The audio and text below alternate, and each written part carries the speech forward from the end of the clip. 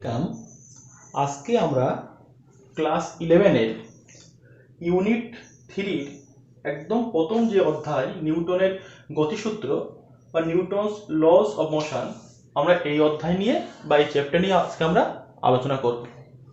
তোমরা মাধ্যমিক লেভেলে ক্লাস 9-এ বা তারও আগে তোমরা নিউটনের যে গতিসূত্র তোমরা কিন্তু জেনে এসছো। নিউটনের গতিসূত্র, তিনটে গতিসূত্র আমরা শিখে এসেছি বা তিনটে গতিসূত্র আমরা জানি। প্রথম সূত্র, দ্বিতীয় সূত্র আর একটা তৃতীয় সূত্র। তিনটি সূত্র কি ছিল?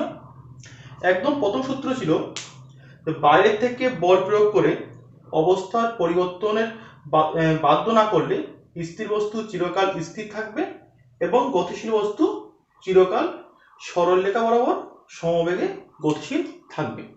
কিরকম?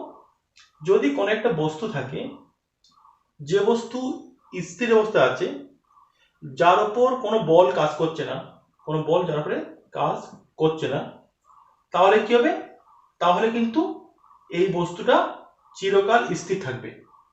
মানে যদি এটা পাথর, এই রাস্তাটা পাথর এখানে পড়ে আছে, যদি পাথরটাকে কেউ হাত দিয়ে সরানোর চেষ্টা না করে বা না সরায়, সরানো মানে একটা বল প্রয়োগ করা, পাথরটাকে তুলে অন্য জায়গায় নিয়ে যাওয়া বা ফেলে দেওয়া, যদি চেষ্টা না করে বা পাথরটাকে কেউ না সরায়, তাহলে কিন্তু পাথরটা কিন্তু যতদিন থাকবে রাস্তা ততদিন কিন্তু ওখানে পড়ে থাকবে। ওকে, এটাই একদম ফার্স্ট লয়ের প্রথম বক্তব্য। এটাই কি বক্তব্য? যদি বাইরের থেকে কোনো বস্তুর উপর বল প্রয়োগ করা না হয় তাহলে ওই বস্তু চিরকাল স্থির থাকবে।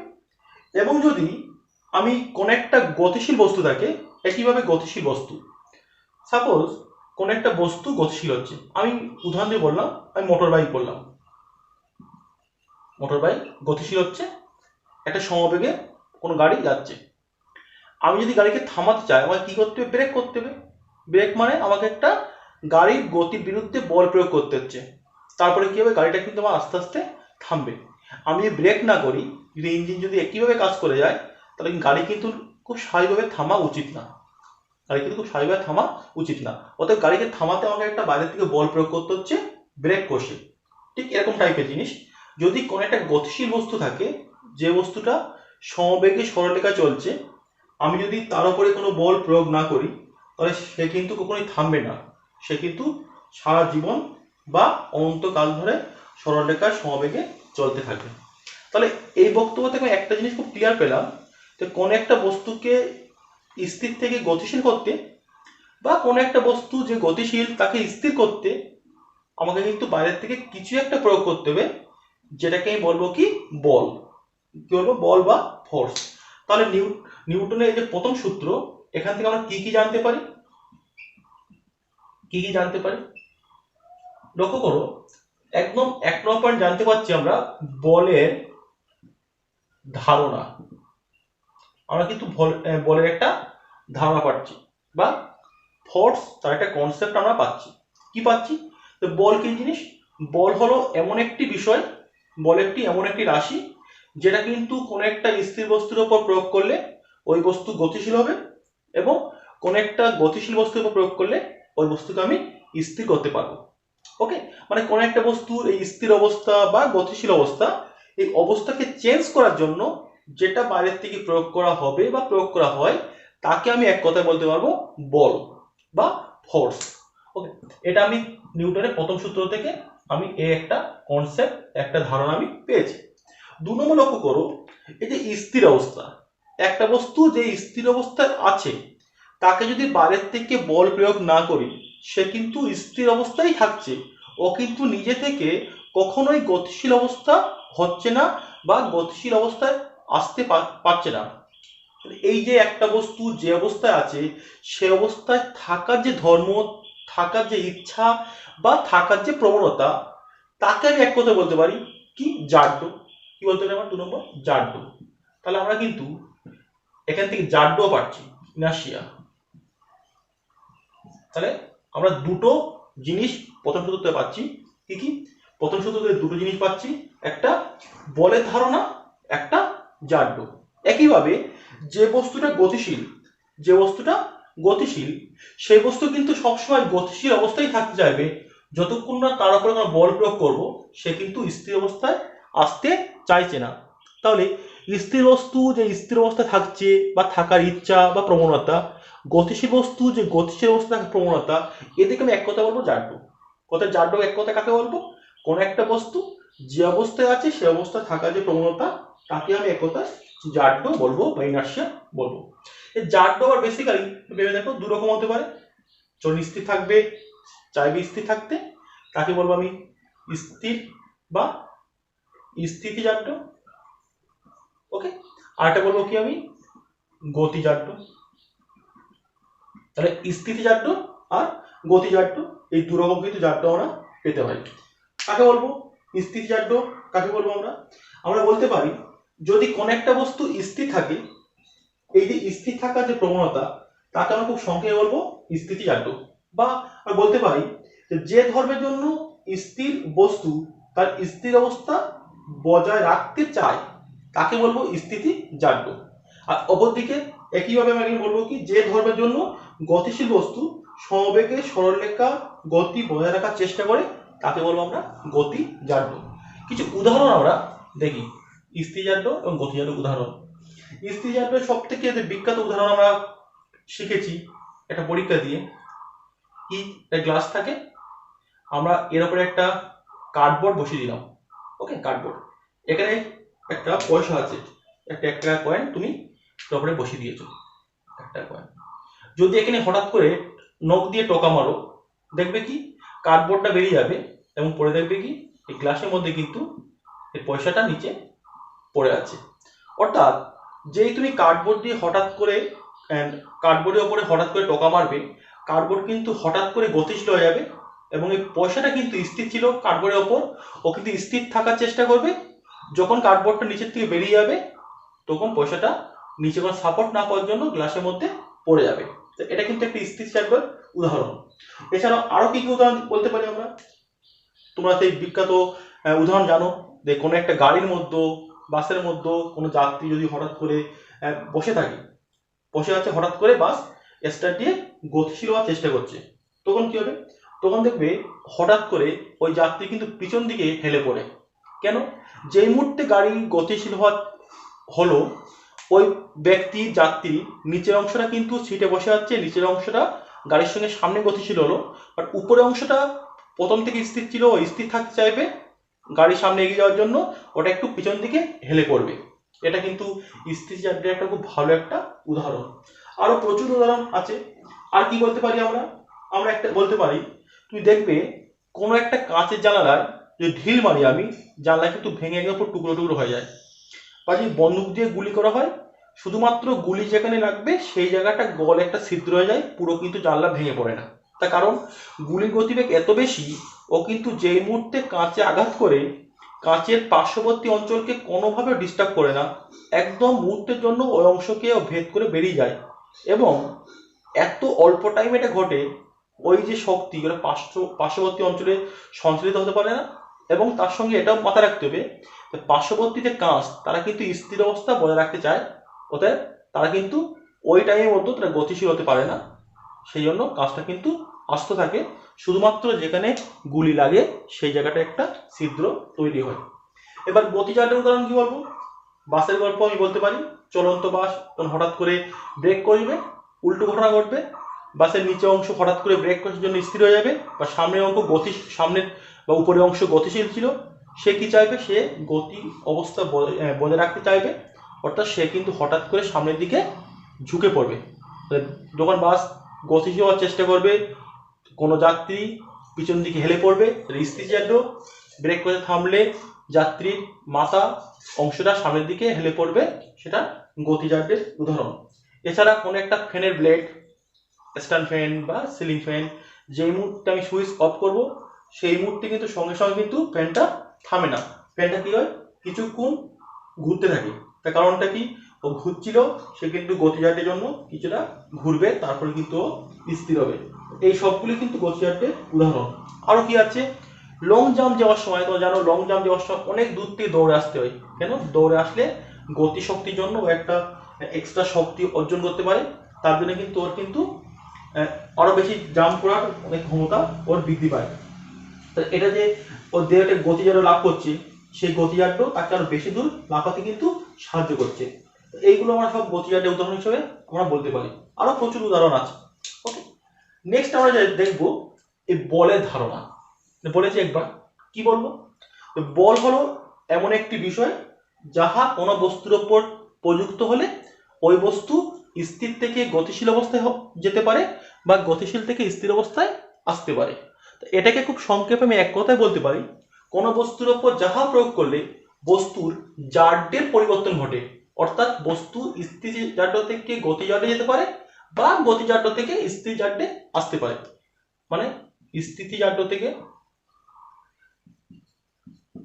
জাড্য টু গতিজাড্য বা উল্টো। অর্থাৎ এই যে জাড্যের পরিবর্তন ঘটানোর জন্য যেটা বাইরে থেকে প্রয়োগ করতে হবে তাকে আমি এক কথা বলতে পারি জাড্য, তাকে আমি এক কথা বলতে পারি বল। তো বলটা কিন্তু শুধুমাত্র জাড্যের পরিবর্তনের জন্য আমরা ইউজ করতে পারি।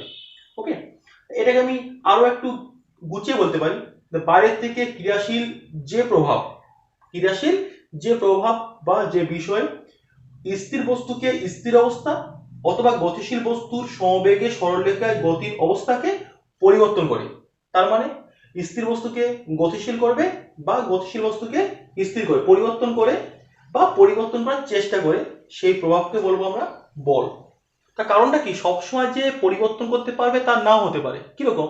আমি যদি বোর্ডটাকে দেওয়ালে পাশে রাখা আছে, আমি ঠেলে চেষ্টা করি বোর্ডটাকে সরানো, তো বোর্ডটা কিন্তু দেওয়ালে গায়ে আটকে যাবে। আমি বল প্রয়োগ করছি কিন্তু এই বোর্ড কিন্তু গতিশীল হতে পারবে না। তো এটা কিন্তু আমি চেষ্টা করছি গতিশীল করতে পারছি না, তো আমি কি বলবো আমি বল প্রয়োগ করছি না? অবশ্যই বল প্রয়োগ করছি, কিন্তু এক্ষেত্রে এই গতিশীল হচ্ছে না। কেন হচ্ছে না? তার অনেক কারণ আছে। কারণ আমি যে বল প্রয়োগ করছি বিরুদ্ধ বল তার সঙ্গে সমান, আমি একে সরণ দিতে পারছি না, অনেক ব্যাপার আছে, সেটা পরে শিখবো আমরা। তাহলে এটাকে আমরা কোথায় বল বলবো? তাহলে নিউটনের প্রথম সূত্র থেকে আমরা দুটো জিনিস জানি, বলের ধারণা, জাড্য, দুটো আমি ব্যাখ্যা করলাম, তোমরা মোটামুটি বুঝতে পেরেছ। নেক্সট আমরা একটি খুব ইম্পর্টেন্ট পার্টে আসবো, জড়ত্বীয় নির্দেশতন্ত্র এবং অজড়ত্বীয় নির্দেশতন্ত্র। ইংলিশটা কি? একটা ইনার্শিয়াল ফ্রেম অফ রেফারেন্স, একটা নন ইনার্শিয়াল ফ্রেম অফ রেফারেন্স। এই দু রকম আমরা নির্দেশতন্ত্র পাই। কাকে বলবে? যদি কোনো নির্দেশতন্ত্র সমবেগে গতিশীল হয়, অর্থাৎ তার কোনো ত্বরণ থাকবে না। কি বলবো? যে নির্দেশতন্ত্রের কোনো প্রকার ত্বরণ থাকে না, অর্থাৎ যে নির্দেশতন্ত্র স্থির অথবা সমবেগে সরলরেখায় গতিশীল, সেই নির্দেশতন্ত্রকে আমরা বলবো জড়ত্বীয় নির্দেশতন্ত্র। মাথায় রাখবে, এটা হয় স্থির থাকবে গতিশূন্য অথবা সমবেগে যাবে a=0। মানে যদি ত্বরণ না থাকবে না, সমবেগে গতিশীল অথবা স্থির থাকবে, এরকম কোনো নির্দেশতন্ত্র থাকলে তাকে আমরা বলবো জড়ত্বীয় নির্দেশতন্ত্র বা ইনার্শিয়াল ফ্রেম অফ রেফারেন্স। ওকে, কি বলবো আমরা? Inertial frame of reference. এই মাথায় রাখবে, জড়ত্বীয় নির্দেশতন্ত্র এর ক্ষেত্রে কিন্তু নিউটনের যত সূত্র আছে, প্রথম সূত্র, দ্বিতীয় সূত্র, তৃতীয় সূত্র, এই তিনটে সূত্র প্রযোজ্য হবে। নিউটনের যে তিনটে সূত্র সেটা কিন্তু জড়ত্বীয় নির্দেশতন্ত্রে প্রযোজ্য হবে, সেটা কিন্তু এই নির্দেশতন্ত্রে প্রযোজ্য হবে না, ডিরেক্টলি হয় না, অন্যভাবে সেটাকে প্রয়োগ করতে হয়। ওকে, তাহলে এটা মাথায় রাখবে। কাকে বলবে? যে নির্দেশতন্ত্র সমবেগে গতিশীল অথবা স্থির, তাকে আমরা এক কথা বলবো জড়ত্বীয় নির্দেশতন্ত্র। এই নির্দেশতন্ত্রে নিউটনের তিনটে সূত্র প্রযোজ্য এবং এই নির্দেশতন্ত্রে যে বল কাজ করবে তাকে আমরা বলবো বাস্তব বল। ওকে, নেক্সট আমরা আসবো অজড়ত্বীয় নির্দেশতন্ত্র বা নন ইনার্শিয়াল ফ্রেম অফ রেফারেন্স। কাকে বলবো? আমরা খুব একদম ঠিক উল্টো বলবো, যে জড়ত্বীয় নির্দেশতন্ত্রের সাপেক্ষে ত্বরণ বা মন্দন সহ গতিশীল নির্দেশতন্ত্রকে বলবো অজড়ত্বীয় নির্দেশতন্ত্র। জড়ত্বীয় নির্দেশতন্ত্রের সাপেক্ষে কি বলবো? ত্বরণ বা মন্দন মানে নেগেটিভ ত্বরণ, গতিশীল নির্দেশতন্ত্রকে বলবো অজড়ত্বীয় নির্দেশতন্ত্র। এর ক্ষেত্রে কিন্তু a not equal to 0 হবে, a greater than 0 হতে পারে বা a less than 0 হতে পারে। a greater than 0 মানে ত্বরণ, a less than 0 মানে মন্দন। এক্ষেত্রে কিন্তু নিউটনের তিনটি সূত্র কি প্রযোজ্য হবে না। প্রযোজ্য হবে না। এবং এক্ষেত্রে যে বল কাজ করবে তা হলো অবাস্তব বল বা অলিক বল। ওকে, অবাস্তব বল বা অলিক বল এই দুটো একই কথা, একইভাবে আমরা বলতে পারি অবাস্তব বল বা অলিক বল। একটা উদাহরণ দিয়ে দেখাই আমি, খুব সিম্পল। আমি বললাম যে তোমরা কেউ একটা গতিশীল বাইকে গতিশীল রাস্তা দিয়ে যাচ্ছে, যে রাস্তায় দাঁড়িয়ে থাকবে সে দেখবে কি বাইক একটা গতি নিয়ে যাচ্ছে 30 কিমি বা 40 কিমি পার ঘন্টা গতিবেগ নিয়ে যাচ্ছে। রাস্তার পাশে দাঁড়িয়ে আছে সে কিন্তু স্থির আছে, সে যখন ওই বাইককে দেখছে তার সাপেক্ষে সেটা কিন্তু জড়ত্বীয় একটা নির্দেশ তন্ত্র। কিন্তু তুমি দেখলে বাইক কিছুটা গিয়ে বাইকটা কিন্তু একটা ত্বরণ সহ গতিশীল হচ্ছে, বাইকটা প্রতি সেকেন্ডে 2 মিটার পার সেকেন্ড স্কয়ার হারে ত্বরণ বৃদ্ধি করছে। তখন বাইকে যে ব্যক্তি বসে আছে সে যদি পাশের কোনো একটা বস্তুকে দেখে বা পাশের কোনো একটা বাইক যাচ্ছে তাকে দেখছে, তো তার সাপেক্ষে যদি আমি দেখি অন্য কোনো বস্তুকে বা অন্য কোনো গাড়িকে, তা সে তখন নির্দেশতন্ত্র হিসেবে কাজ করছে, তখন সেটা কিন্তু একটা অজড়ত্বীয় নির্দেশতন্ত্র, তার একটা ত্বরণ আছে। ওকে, ঠিক এরকম টাইপের। ওকে, তাই মোটামুটি জড়ত্বীয় নির্দেশতন্ত্র এবং অজড়ত্বীয় নির্দেশতন্ত্র প্রত্যেকে তোমরা বুঝতে পেরেছো। নেক্সট আরেকটা খুব ইম্পর্টেন্ট আমরা পার্টে আসবো, ভরবেগ। নিউটনের দ্বিতীয় সূত্র বলতে গেলে এটাকে আমার লাগবে।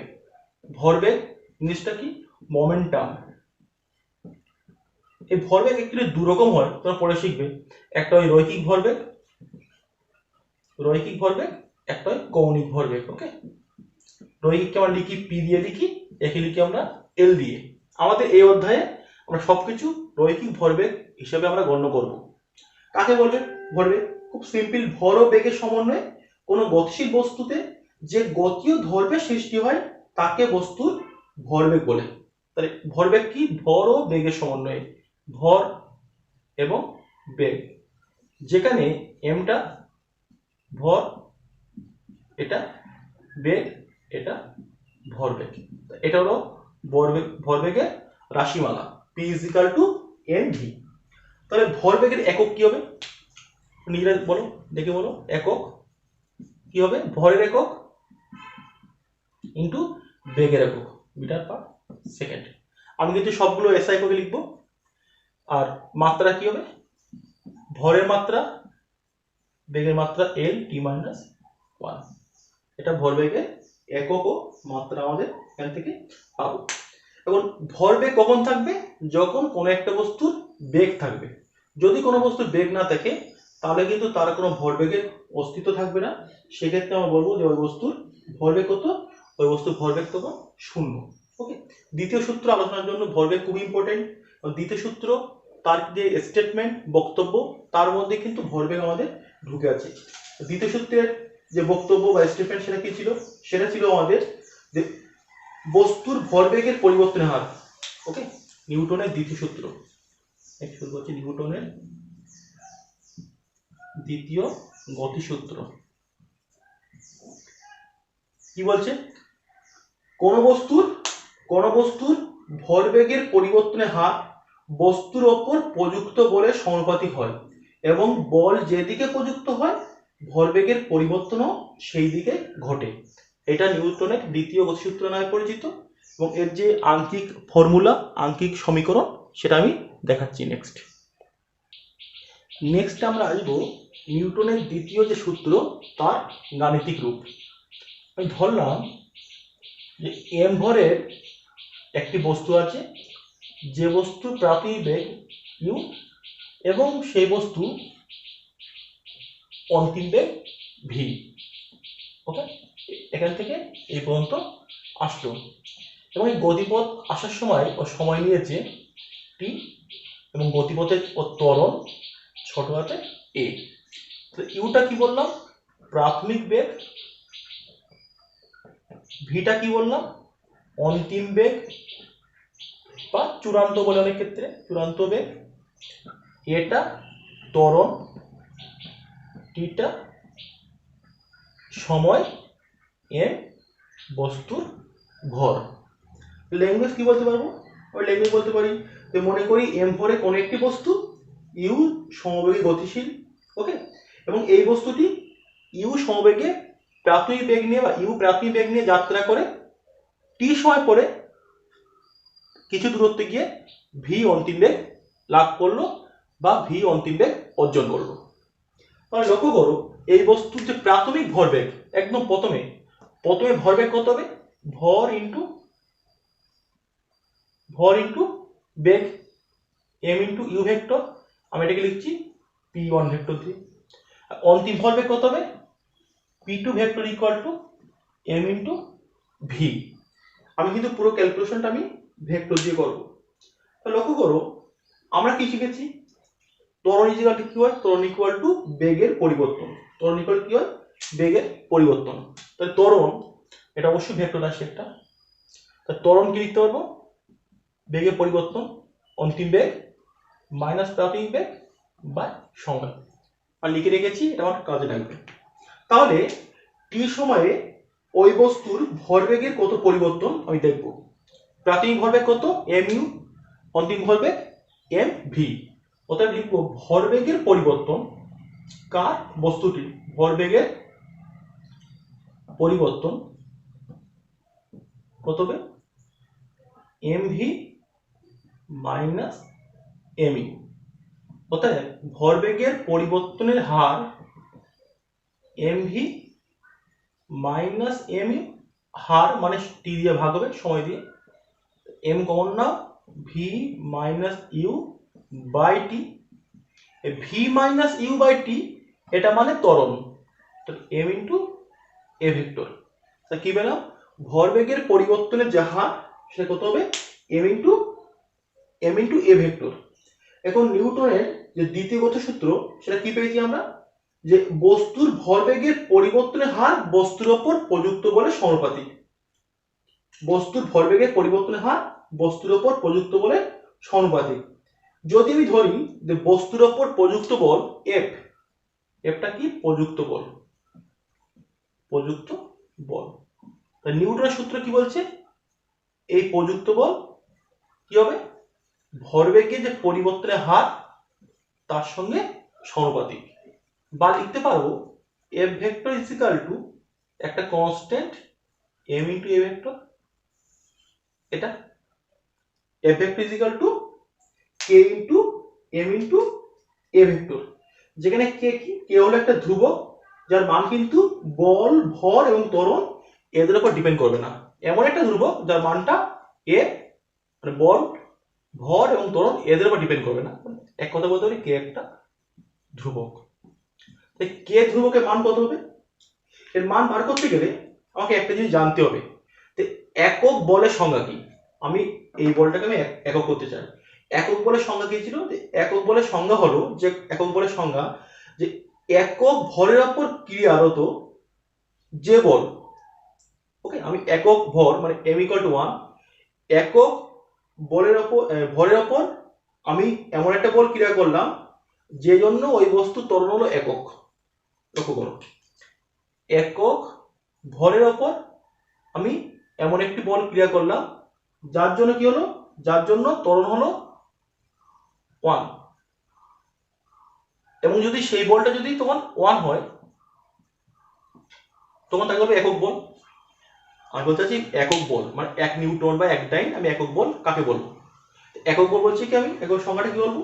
যে একক বলের সংজ্ঞা কি ছিল? যে একক ভরের উপর ক্রিয়া করে একক ত্বরণ সৃষ্টি করতে পারবে যে বল তাকে একক বল বলবো। একক ভরের উপর ক্রিয়া করে একক ত্বরণ সৃষ্টি করতে পারবে তাকে বলবো একক বল। তো আমি মানটা বসিয়ে দিই, F = 1 কে m1 a1, পাবো কি? K = 1। এই যে K = 1 পেলাম, আমি যদি এই মানটা আমি যদি এই ইকুয়েশনে বসিয়ে দিই তাহলে লিখতে পারবো F vector is equal two 1 into m a vector, বা লিখতে পারবো F vector is equal two m into a vector. এটাই হলো নিউটনের দ্বিতীয় সূত্রের গাণিতিক রূপ। F vector is equal two m into a vector বা F = ma, F = মা। ওকে, এটা হচ্ছে কি আমরা বলবো বল ইজ ইকুয়াল টু ভর ইন্টু ত্বরণ। এটা হলো নিউটনের গতিসূত্রের গাণিতিক রূপ। এবং এই ইকুয়েশনটা কিন্তু আমাদের ফিজিক্সে প্রচন্ড ইম্পর্টেন্ট এবং খুব আমাদের কাজে লাগে। এবং এই যে পুরো সমীকরণটা প্রতিষ্ঠা করেছি, এই সমীকরণ কিন্তু আমি ইচ্ছা করলে করণবিদ্যা বা ডেরিভেটিভ সেটা দিয়েও কিন্তু আমরা প্রমাণ করতে পারি। একই রকম সেম ইকুয়েশন আসবে, সেটা দিয়ে আমি প্রমাণ করতে পারি। আমি সেই প্রমাণটাও দেখাচ্ছি। দ্বিতীয় সূত্রে গাণিতিক রূপ কার সাহায্যে, কলনবিদ্যা, সেটা কি হবে সেটাও আমি একবার এখানে দেখাচ্ছি। লক্ষ্য করো, আমি ধরলাম কি, আমি ধরলাম এম ভরের কোন একটি বস্তু আছে, এম ভরের কোন একটি বস্তু আছে, যে বস্তুর বেগ হলো ভি, বস্তুর ভর এম। তাহলে এই বস্তু যে ভরবেগ কত হবে, পি ভেক্টর সমান এম ইন্টু ভি ভেক্টর। তাহলে ভরবেগের পরিবর্তনের হার, ভরবেগের পরিবর্তনের হার, এটা কলনবিদ্যা নিয়ম অনুযায়ী লিখতে পারি ডিপি বাই ডিটি। নিউটনের দ্বিতীয় সূত্র কি ছিল, যে বাইরের থেকে প্রযুক্ত বল, আমি যদি এফ ভেক্টর ধরি প্রযুক্ত বল, সেটা কি হবে, ভরবেগের যে পরিবর্তনের হার তার সঙ্গে সমানুপাতিক, বা লিখতে পারবো F vector is equal to একটা constant into DP by DT, DP by DT. আবার আমরা শিখেছি কি, পি ভেক্টর সমান এম ভি ভেক্টর, লিখতে পারি ডি বাই ডিটি, পেয়ে যায় কি লিখবো, এম ভি ভেক্টর সমান কে, এম কনস্ট্যান্ট বাইরে নিয়ে এসো, d v by d t. D v by d t কি হয় মনে রাখবে, ডিভি বাই ডিটি মানে বেগ পরিবর্তনের হার, এটা ত্বরণ হয়, ত্বরণ, কে এম এ ভেক্টর, বা পাচ্ছি আমি কি এফ ভেক্টর সমান কে এম ইন্টু এ ভেক্টর। আবার একক বলের যে সংজ্ঞা কি ছিল, যে একক ভরের কোনো বস্তুর ওপর আমি যদি একক বল প্রয়োগ করি, তার জন্য কি হবে, ত্বরণটা আবার 1 হবে। এটা আগে করলাম, এম ইকুয়াল টু 1 হলে, এ ইকুয়াল টু 1 হলে এফ ইকুয়াল টু কি হবে 1, অতএব বসিয়ে যাও, এই কোশ্চেনে বসিয়ে দাও মানগুলো, কি হবে 1 is equal to K into 1 into 1, বা কে ইজ ইকুয়াল টু 1, অতএব পাবো কি এফ ভেক্টর সমান এম ইন্টু এ ভেক্টর। এটা কিন্তু আমরা আগের ইকুয়েশন ফিরে পেয়েছি, F vector is equal to M into A vector, এটাই কিন্তু নিউটনের দ্বিতীয় গতিসূত্র নামে পরিচিত। নেক্সট, এই নিউটনের দ্বিতীয় গতিসূত্র থেকে আমরা কি পেতে পারি, সেখান থেকে আমরা পেতে পারি বলের সংজ্ঞা। প্রথম পেয়েছিলাম বলের ধারণা, এখানে পাবো কি বলের সংজ্ঞা। সূত্র কি ছিল, এফ ইকুয়াল টু এম এ, আমি ভেক্টর চিহ্ন আমি লিখলাম না। লক্ষ্য করো, আমরা বলের সংজ্ঞা কি বলবো, যদি এম ইকুয়াল টু 1 হয় এবং এ ইজ ইকুয়াল টু 1 হয়, তাহলে কি হবে, এফ ইজ ইকুয়াল টু কত হবে 1 ইন্টু 1 ইকুয়াল টু 1।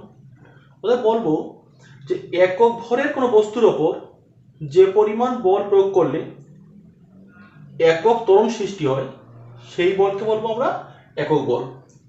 একক ভরের কোনো বস্তুর ওপর যে বল প্রয়োগ করলে একক ত্বরণ সৃষ্টি হয়, সেই বলকে বলবো আমরা একক বল।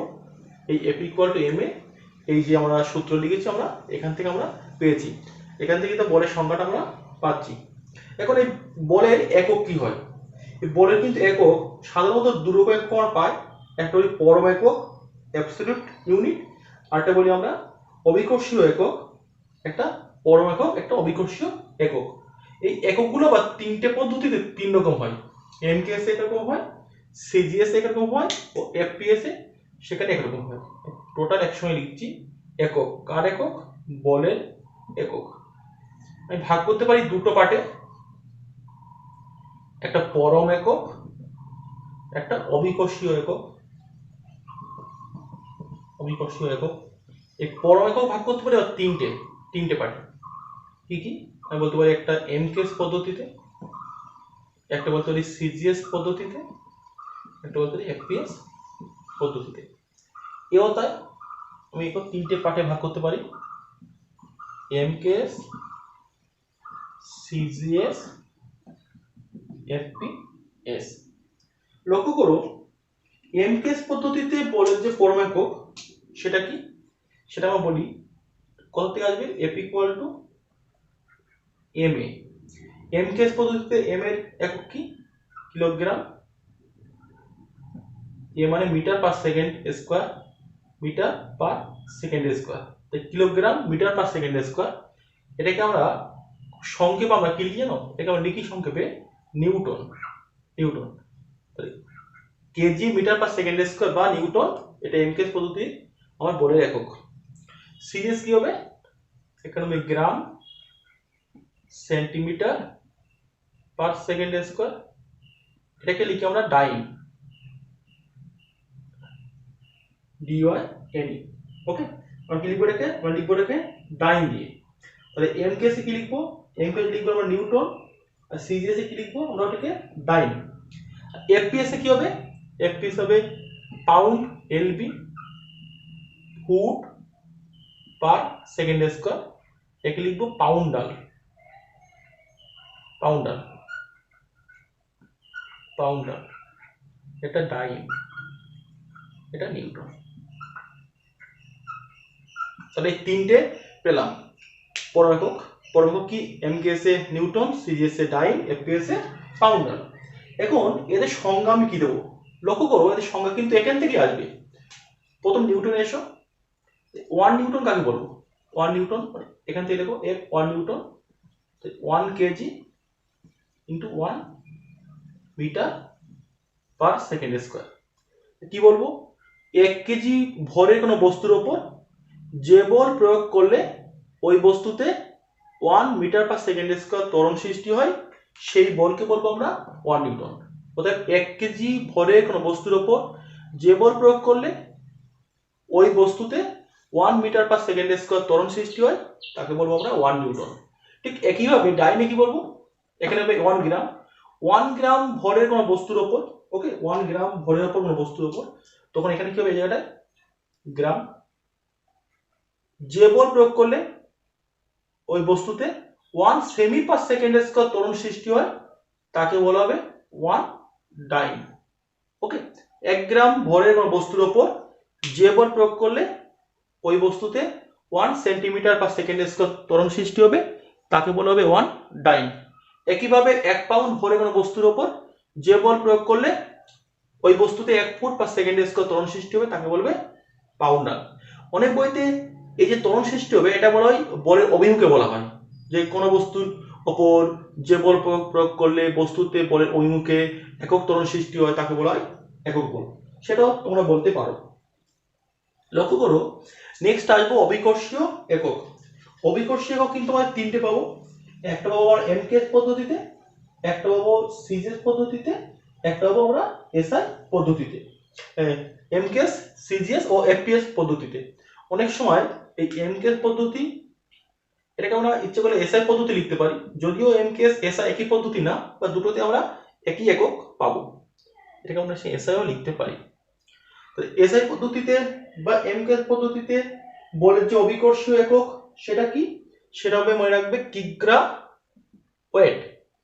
সিজিএস এ গ্রাম ওয়েট, এখানে পাউন্ড ওয়েট। বাংলায় কেজি ভার, গ্রাম ভার এবং পাউন্ড ভার। প্রথমে আমি আসবো কেজি ভার। কেজি ভার বা কিগ্রা ওয়েট কাকে বলবে? বলছে 1 কেজি ভর সম্পন্ন বস্তুকে পৃথিবীর যে বলে তার কেন্দ্রের দিকে আকর্ষণ করে, তাকে বলা হবে 1 কিগ্রা ওয়েট। 1 কেজি ভর সম্পন্ন কোন একটা বস্তু আছে 1 কেজি, তাকে পৃথিবীর যে বলে টানবে। আমরা জানি বস্তুর ওজন কত হয়? mg। বস্তুর ওজন কত হয়? F = mg। Actually F = ma, এই সূত্র থেকে এসছে। এটা কি? পৃথিবীর অভিকর্ষীয় ত্বরণ বসে দিলাম। তাহলে F = কত হবে? 1 kg into 9.8 metre per second square. তাই 9.8 kg metre per second square সমান 9.8 নিউটন। কারণ kg metre per second square মানে কি? নিউটন। মাথায় রাখবে, এখান থেকে পাবো কি আমি? 1 কেজি ওয়েট, কি 1 কেজি ওয়েট, 1 কেজি ওয়েট বা 1 কিগ্রা ওয়েট সমান কত হবে? 9.8 নিউটন। তাহলে 1 কেজি ওয়েট বা 1 কিগ্রা ওয়েটের সংজ্ঞা কি বলবো? যে 1 কেজি ভর সম্পন্ন বস্তুকে পৃথিবীর যে বলে তার কেন্দ্রের দিকে আকর্ষণ করে, তাকে 1 কেজি ওয়েট বা 1 কিগ্রা ওয়েট বলা হয়। একইভাবে 1 গ্রাম ভরের কোনো বস্তুকে পৃথিবীর যে বল দিয়ে ওয়ার কেন্দ্রের দিকে আকর্ষণ করে, তার নাম 1 গ্রাম ওয়েট। 1 পাউন্ড ভর সম্পন্ন কোনো বস্তুকে যে বল দিয়ে পৃথিবী ওয়ার কেন্দ্রের দিকে আকর্ষণ করে, তার নাম 1 পাউন্ড ওয়েট। তাহলে এদের ক্ষেত্রে কি হবে, 1 গ্রাম ওয়েট সমান হবে 980 ডাইন, আর এক্ষেত্রে 1 পাউন্ড ওয়েট সমান হবে 32 পাউন্ডার। খুব সিম্পল, যে পদ্ধতিতে অভিকর্ষ ত্বরণের মান যত, ওই পদ্ধতিতে অভিকর্ষীয় একক সমান, অভিকর্ষীয় একক সমান কি হবে, অভিকর্ষ ত্বরণের যে মান ওই পদ্ধতিতে সেটা ইনটু পরম একক। এটাই কিন্তু তাই হয়, সব ক্ষেত্রেই তাই হয়। নেক্সট লিখেছি নিউটনের দ্বিতীয় গতিসূত্র থেকে প্রথম গতিসূত্রের প্রতিষ্ঠা বা প্রথম গতিসূত্রের আমরা কি করে আসতে পারি সেটা। নিউটনের দ্বিতীয় গতিসূত্র কি ছিল আমরা শিখেছি, এর যে গাণিতিক রূপ সেটা কি ছিল, সেটা আমরা খুব সিম্পল লিখেছিলাম, F vector is equal to M into A vector, যেখানে এফ ভেক্টর সমান প্রযুক্ত বল, এম সমান বস্তুর ভর, এ সমান ওই বস্তুর ত্বরণ। বা কিন্তু আমরা এটাও লিখতে পারি M into V vector minus U vector by T, আমরা এটাও লিখতে পারি। যেখানে কি এই যে ত্বরণ এ ভেক্টর সমান কি হবে, ভি মাইনাস ইউ বাই টি। তাহলে লক্ষ্য করো, যদি বাইরের থেকে কোনো বল প্রযুক্ত না হয়, কারণ নিউটনের একদম প্রথম যে সূত্র তার যে মেন বক্তব্য কি ছিল, বাইরের থেকে প্রযুক্ত বল শূন্য হলে, যদি বাইরের থেকে কোনো বল প্রযুক্ত না হয়, লিখছি বাইরের থেকে কোনো বল প্রযুক্ত না হলে, তার অর্থ কি, অর্থ এফ ভেক্টর সমান 0।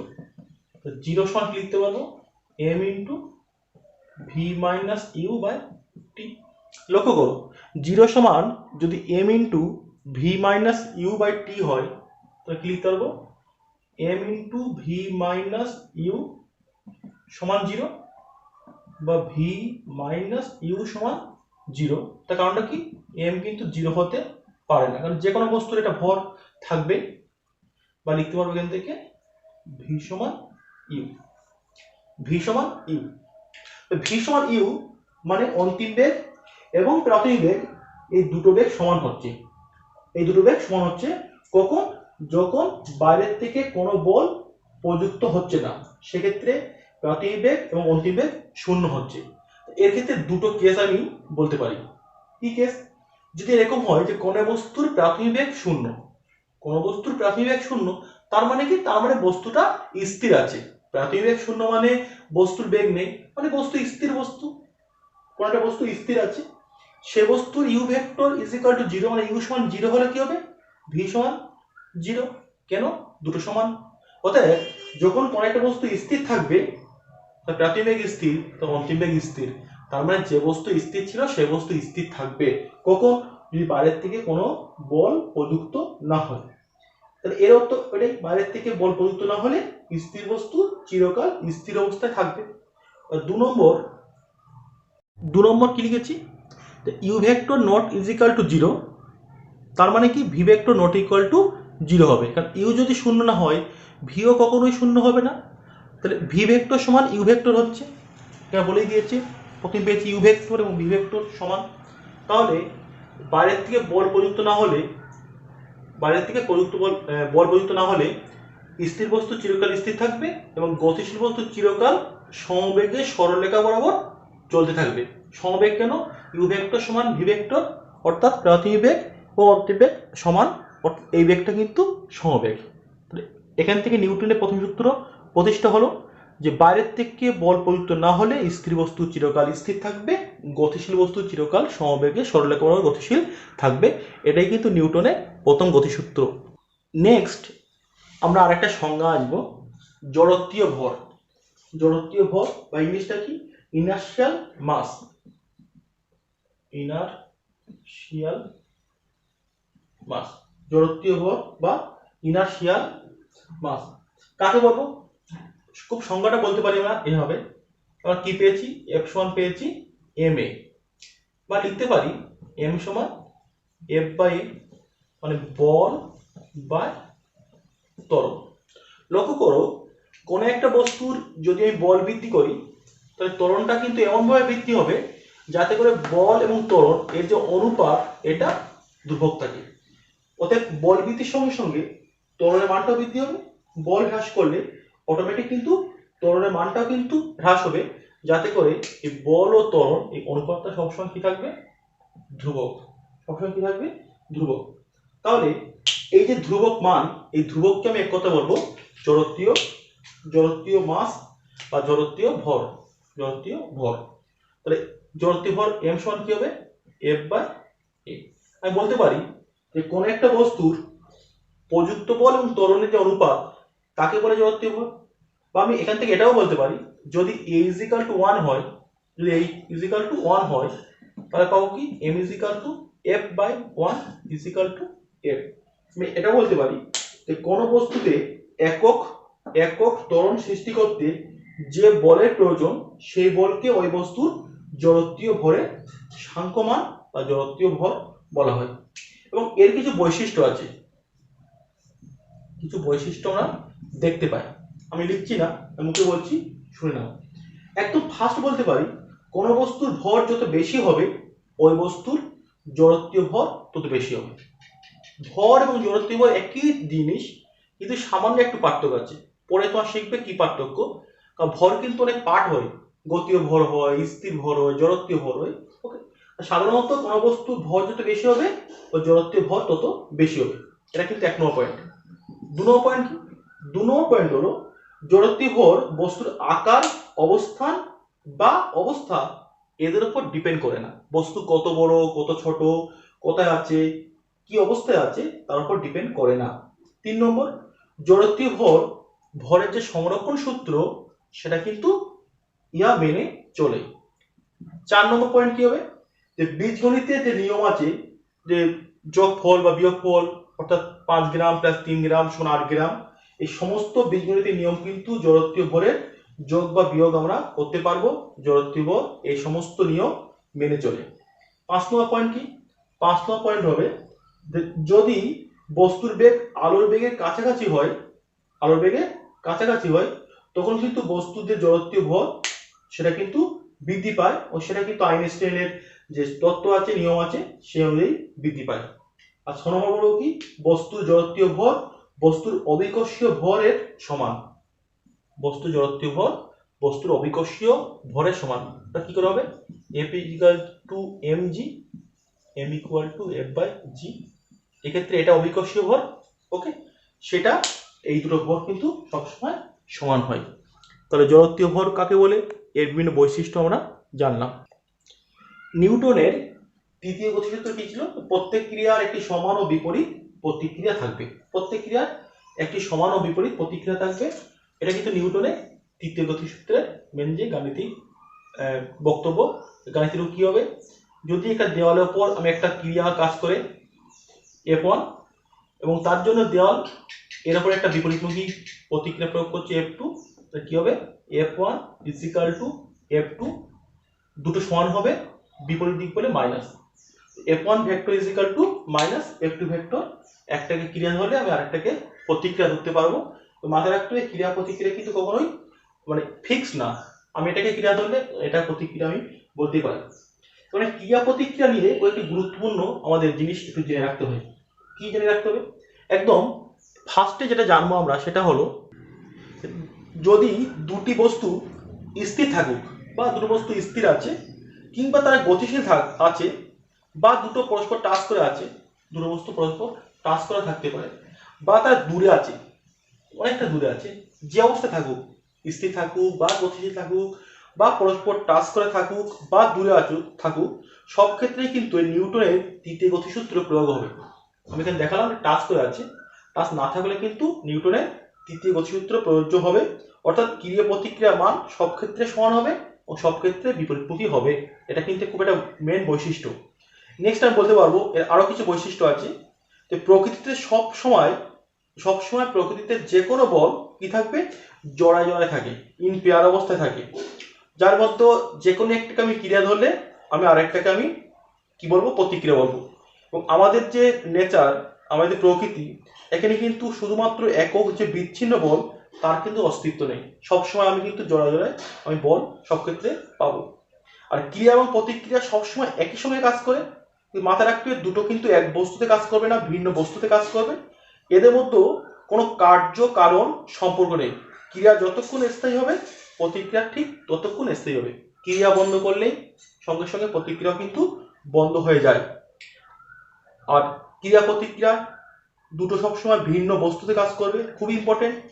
সবসময় ভিন্ন বস্তুতে কাজ করবে এবং এরা সবসময় সমান ও বিপরীতমুখী হলে সাম্য প্রতিষ্ঠা করতে পারবে না।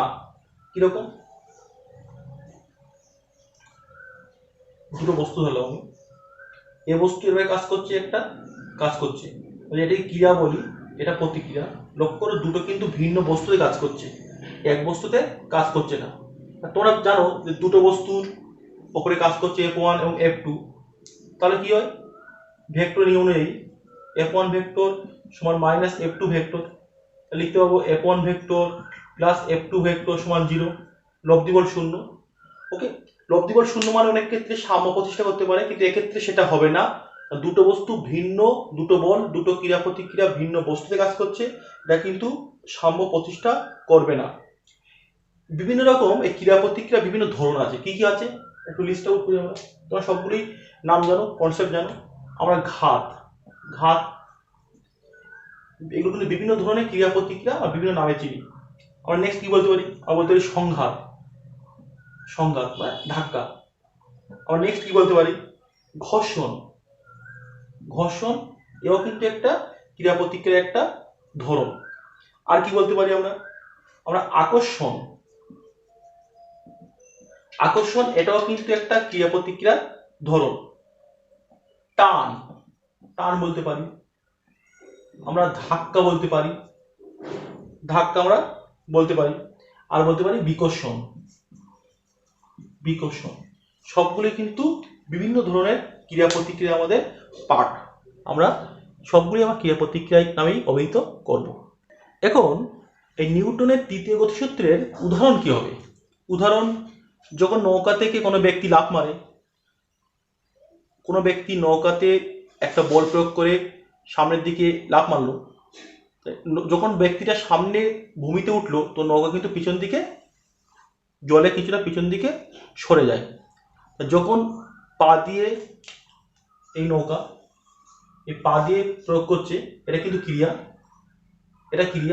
আর নৌকা ব্যক্তির উপরে বল প্রয়োগ করছে, এটা প্রতিক্রিয়া। এই ব্যক্তি যে বল প্রয়োগ করছে তার জন্য সরে যাচ্ছে, নৌকার পিছন দিকে সরে যাচ্ছে। নৌকা যে একটা প্রতিক্রিয়া দিচ্ছে তার জন্য ওই ব্যক্তি এই পাড়ে কিন্তু লাফিয়ে পড়তে পারছে। এইগুলো এঁকে দেখানো একটু কঠিন, আমি চেষ্টা করছি পিকচার যদি পাশে ভিডিওতে দিয়ে দেওয়া যায়। বন্দুক দিয়ে গুলি করলে গুলি যখন সামনে এগিয়ে যায়, বন্দুক পিছন দিকে একটা ধাক্কা দেয়। এটা কিন্তু নিউটনের তৃতীয় সূত্র অনুযায়ী ঘটে। রকেট যখন আকাশে যায় বা জেট প্লেন, সেটা কিন্তু নিউটনের তৃতীয় সূত্র দিয়েই ঘটে। কামান দিয়ে যখন কোনো গোলা ছোড়া হয়, সেটা কিন্তু নিউটনের তৃতীয় গতিসূত্র অনুযায়ী কামানটা কিছুটা পিছন দিকে ধাক্কা খায় বা ফিরে আসে। এই মোটামুটি নিউটনের প্রথম গতিসূত্র, দ্বিতীয় গতিসূত্র এবং তৃতীয় গতিসূত্র, এই নিয়েই আজকে আমার নিউটনের গতিসূত্রের প্রথম পর্ব। নেক্সট পর্বে আমরা বাদবাকি যে পার্টগুলো আছে, লিফটের গতি, বলের ঘাত বল, রৈখিক ভরবেগের সংরক্ষণ সূত্র, সেখান থেকে আমাদের নিউটনের তৃতীয় সূত্র প্রতিষ্ঠা বা উল্টোটা, এবং রকেট, এইগুলো আমরা নেক্সট পর্বে, দ্বিতীয় পর্বে আমরা আলোচনা করব। আমরা পুরো পার্টটা আমরা দুটো পার্টে আমরা আলোচনা করব, প্রথম পর্ব এবং দ্বিতীয় পর্ব। এবং এই সংক্রান্ত নোটস বা বিভিন্ন যদি তোমরা ফিগার দেখতে চাও, অবশ্যই তোমরা যে টেলিগ্রাম চ্যানেল আছে আমার, সেখানে আসবে। সেখানে প্রত্যেকটা আমরা নোট আমরা দিয়ে দেবো, ওখানে তো পাবে।